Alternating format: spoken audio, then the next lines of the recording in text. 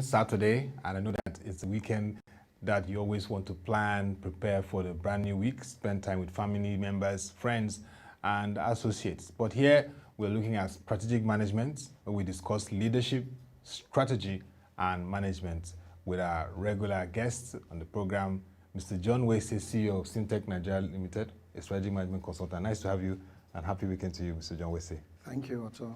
Another privilege, another wonderful weekend. Yes. It's good to be back. Nice. We'll be discussing once again the issues and developments around the pandemic as it calls for much better management and strategy in these times. And you agree with me that this is what people have been calling the new normal, but also calls for more innovation in leadership. But before we begin, let's set the context around the developments on the COVID-19 cases in Nigeria and across the globe. Currently, the confirmed cases in Nigeria are 48,445, while the recoveries are 35,998, with 973 deaths recorded. And the top three states that have the high cases of COVID-19 are Lagos with 16,369, the Federal Capital Territory, which is Abuja, 4,665, and Oyo State, which has 2,943. The states with the lowest cases are Kogi with 5, Yobe State with 67, and Cross River with 75.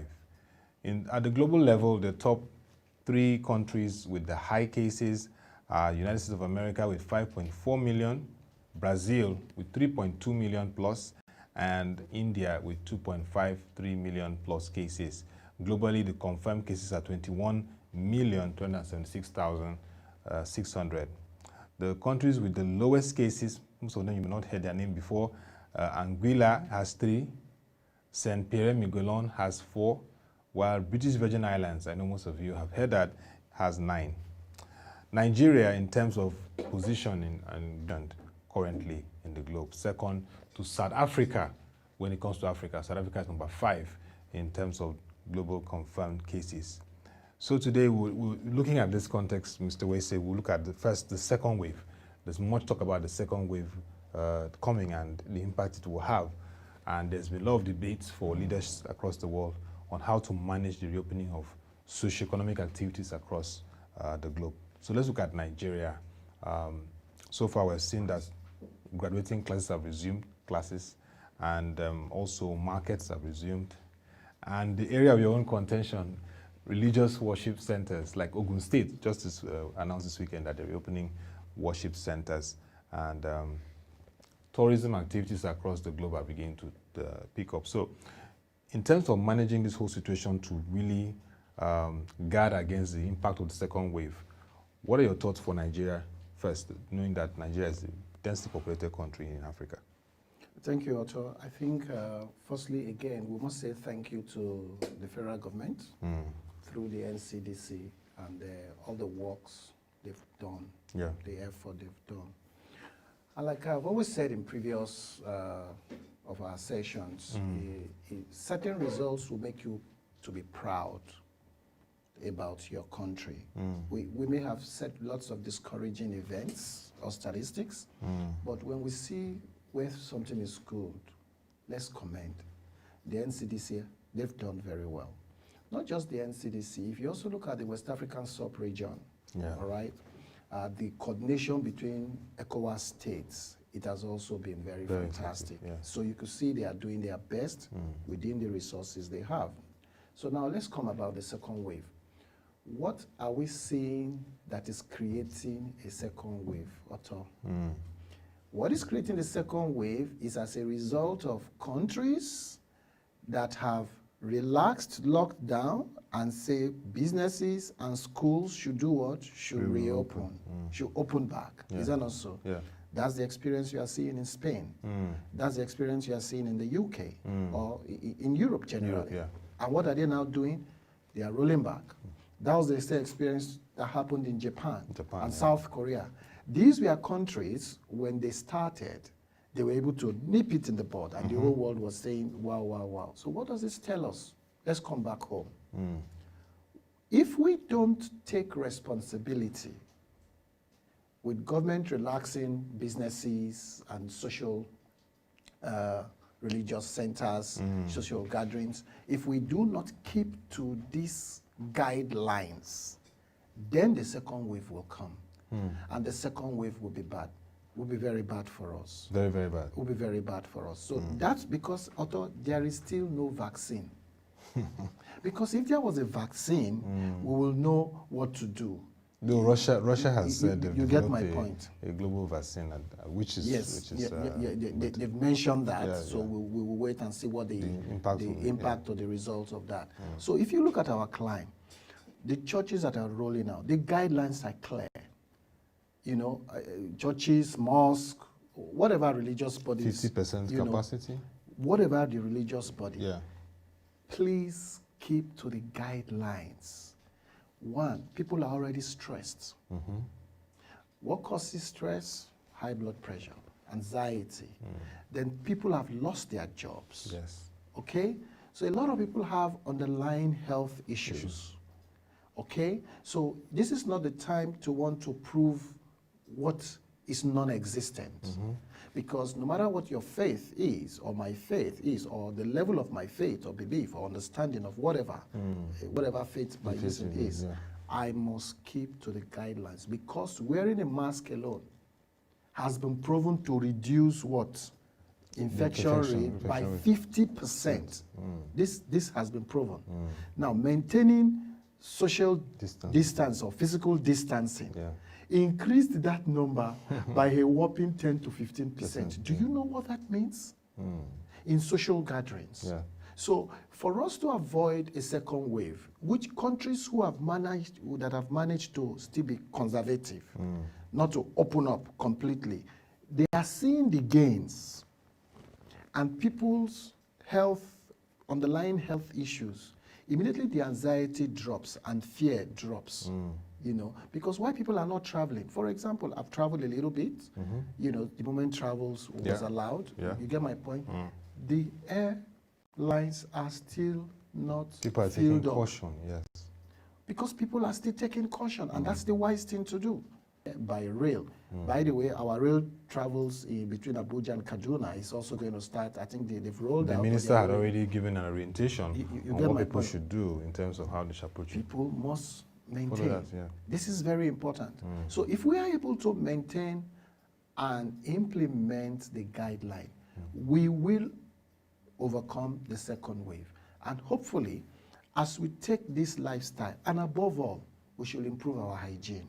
Because one of the things this COVID has taught all of us, or has come to reinforce, maybe not taught me, it didn't teach us. It only came to reinforce the fact that we need to be better hygienic. In our homes, in our offices, in our markets, in our places of business, we need to be better hygienic. Hygiene is very important. So that's my comment with respect to the second wave. We know, because we've seen second wave in other climes. Of course. And South Korea, we've seen. Which I just mentioned. We've known the recklessness in them going to the beaches and all that. Even South Africa. And what happened? And South Africa, thank you. So why can't we draw learnings from them and use that? So don't just say Uhuru, they've released, government has said the hotels should do their bars, their restaurant, 50% capacity and all that, you know. Because those 50% has to be clearly defined. For example, for the religious centers, some churches with the situation are not already going to reopen. They want to study the sequence, the patterns, and set that protocol. And then if everything aligns, then they can begin to open following the guidelines. So I see some systemic approach in that regard. You know, that's fine. You see, again, they must not convoke for more than 1 hour. You must not put them together, that large for number, more than an hour. For more than an hour. That's very important. You get the point. That's very important. I'm seeing a lot of citizen advocacy because someone posted on social media that he passed through a parish of a church and the place was filled to capacity, a lot of praise and all that. What's really happening, you know, that kind of thing. So we said next time you have to track that so that it can be notified to whoever they are. Senior pastor is first, so they take that action. Who's senior pastor? To the authorities. authorities. The authorities, because also in Lagos State, because we penalized people yes. who violated the law. Yeah. So if the churches or the religious bodies, don't let me use churches, or any of the religious bodies, like the mosque, flout those rules and those guidelines, they must be dealt with. You see, there is no obedience. There is no obedience if we can't obey our laws. Laws that will prolong our lives. We have nothing to prove to anybody. You're right in that regard. But let's look at business and organizations. Business continuity plans are still on, and survival and sustainability remains a challenge. In terms of your interaction as a consultant, how are businesses adjusting? How are they maintaining their business continuity plans and sustainability in operations during this period? I think by now, any organization that is still running a BCP has problem. Trust me. Listen, you see, I'm telling you the truth. And in our interactions with some of our clients and prospects and things like that, there is an inertia. There is an inertia to change. But the world is not going to wait for you. Right? If we've been at this for 6 months, am I correct? Yeah, we've been at this for 6 months or so. What exactly is still keeping you not to have converted your business continuity plan to a normal business plan by now? All right? Because from BCP to you should NBP. You should have rolled out your emergency plans, your contingency plans, with what? Adaptation. These things will no longer apply. But you don't need to go far, because globally, everybody is seeing the way things have changed. You've heard organizations that have said that, look, the staff will work till next year. Some part, just a fraction of us will come to the office. But the majority will work from where? From home. So what does that tell you? With even some specialized allowances. You get, what does that tell you? It tells you that organizations, forward-looking organizations, I would like to qualify it, have moved on. So our organizations needs to also move on. And they need to do that very quickly. Is it going to affect headcount? Yes. So that's why you see organizations like Airpeace responding to. There are many organizations, the banks are also responding to that. So we need to understand that if we wait this long, things have changed. So you shouldn't be running BCP any longer. You should be running normal business. You should immediately adapt your work processes. You should go back to your work processes. Go back to your, what they call the job design and the job portfolio of everyone. Should be redesigned, and people's JDs change. And what is expected of people should change. So if you do that, you are sure to, because all of a sudden, because your customer behaviors have also done what? Changed. Your customer behaviors have changed. So why do you want to stay and thinking customers are waiting for you? Everybody is trying to respond. We all are trying to respond to the reality of the situation. Technology have become central to our living. Technology has become central to our living. It has to now be integrated into the NBP, what we call normal business plan. Of course. By now, they should have transited. Immediately redraft, your workflows. Because that's where the work really is now. What are the workflows of organizations, their work processes? What does it look like now? Or what should it look like now? Bearing in mind the way things are. You get my point. So that's with respect to what I think with respect to organizations. Now, if you go to specifics, government has said 50% capacity even in restaurants. Okay?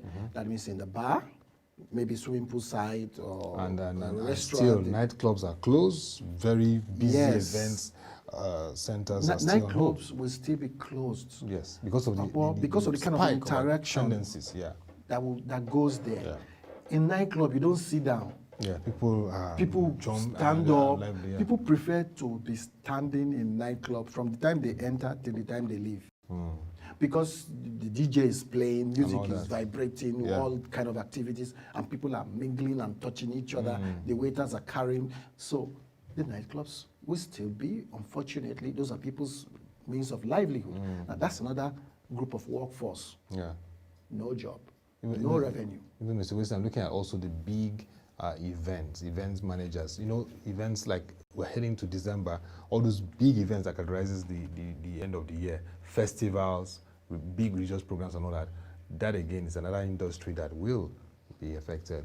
You know, Also, the Redeemed Christian Church of God held their annual convention that was recently. the first virtual they've had. Yes, they held their convention. Yes. And I tell you, the human mind is infinite. The day you believe that your ability to go deeper than where you are now is only limited to the level of faith, will that you extend to. Yeah. Look at that event. It was wonderfully executed. Yeah. Does it mean they will do what they used to do before? No. They will not do that. All the infrastructure that they had were all shut down at their main site. Yeah.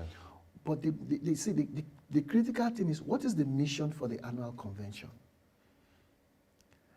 You see, purpose is very important. In What is the goal? defining all these activities. The goal is to share the word amongst all of us that we used to convoke. But we are in a unique situation. Yeah.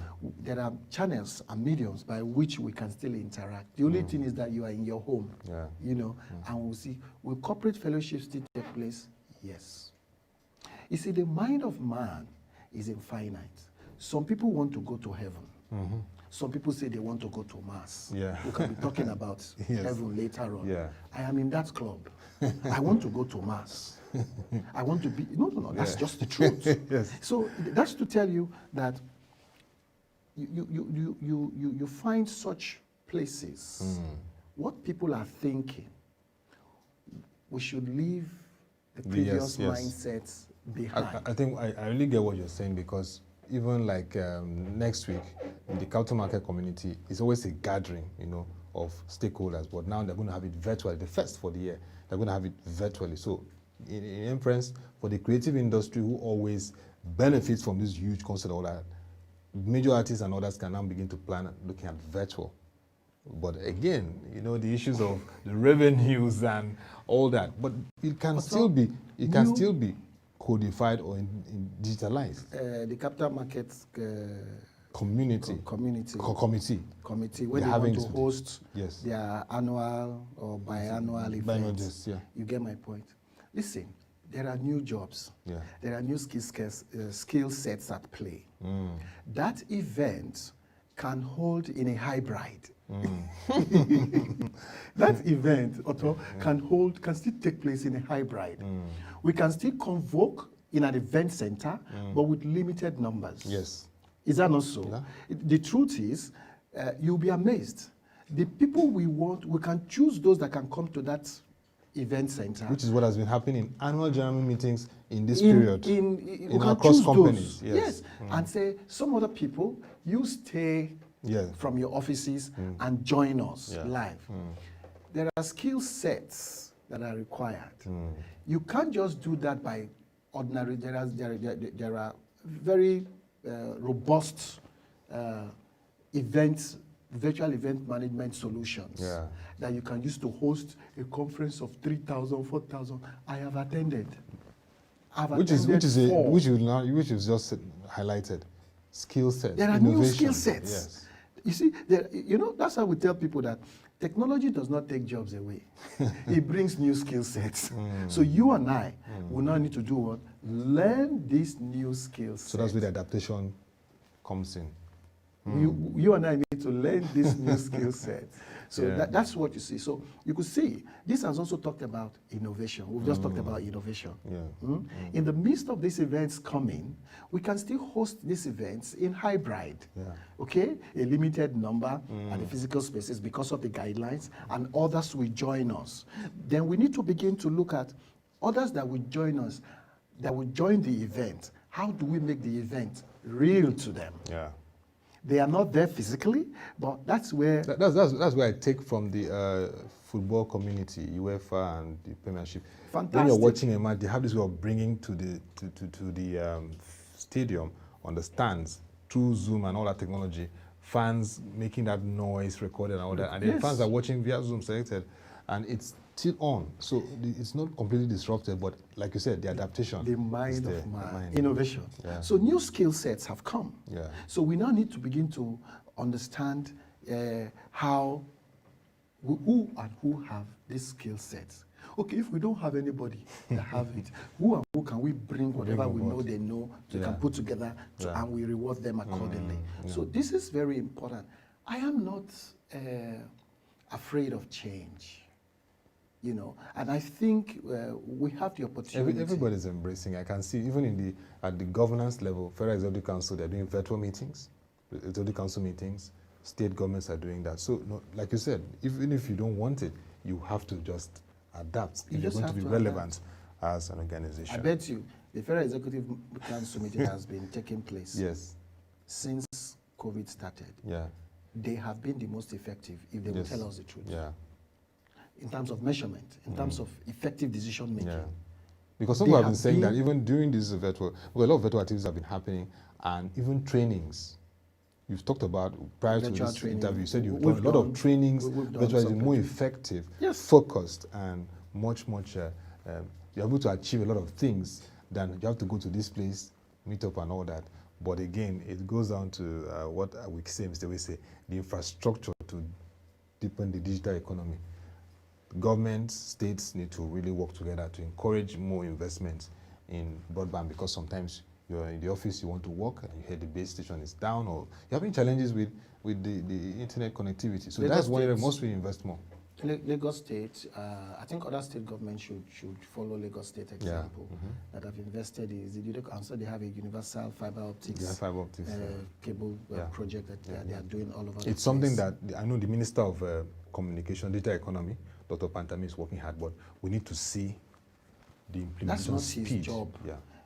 You know, as a minister, he can one of the first things he tried to do was to bring the governors together and engage all the stakeholders and look at how they can encourage and create that opportunity for the investment, reduce the right of wages and all that. So yes, I agree with you.